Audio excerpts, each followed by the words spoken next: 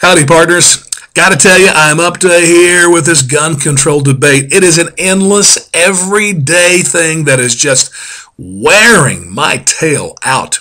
And one of the worst things about it are all these surveys that are taken.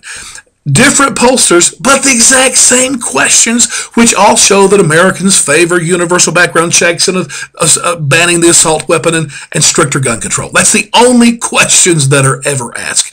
Might I add something to this debate and encourage the pollsters to ask questions like this? For instance, maybe go to the victims of violent crimes last year. Ask them how many of them favor easier accessibility to guns so they can defend themselves.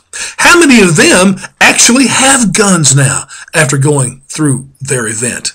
I would even favor asking Sandy Hook Elementary parents, those who lost children in that terrible mass murder, how many of them would favor someone being on that campus armed that it can at least put up a fight if a crazy shows up? How many people believe that had the pilots, just one pilot on each of the planes on 9/11, if just one pilot had had the smallest of handguns, how many believe 9/11 would have never happened and 3,000 souls would have been saved? On another front, how many crimes were stopped last year because the intended victim had a gun? In one case where they may actually have shot the gun, but what about the cases where just by showing the gun, the perpetrator fled? That happened to me a few years ago. I was in a bad area of Chicago, stopped at a red light, a couple of gangbangers, I guess, came. There was no doubt they were coming to do harm. I actually had a pistol, which was breaking the law at the time. I lifted it, I pointed it. They ran so hard the other direction. I mean, all I saw were their flapping butt cheeks in the wind.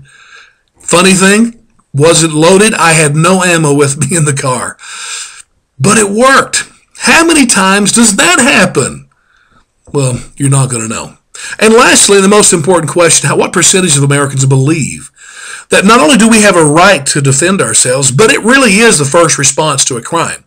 Because I don't think many Americans believe that the police are going to be there before the crime happens. If you expect that to take place, if you expect the government to be that efficient, then you're nuttier than our politicians. So, keep an open mind about all this, but don't forget that the greatest defense we have as an individual is self-defense. Let's never lose that.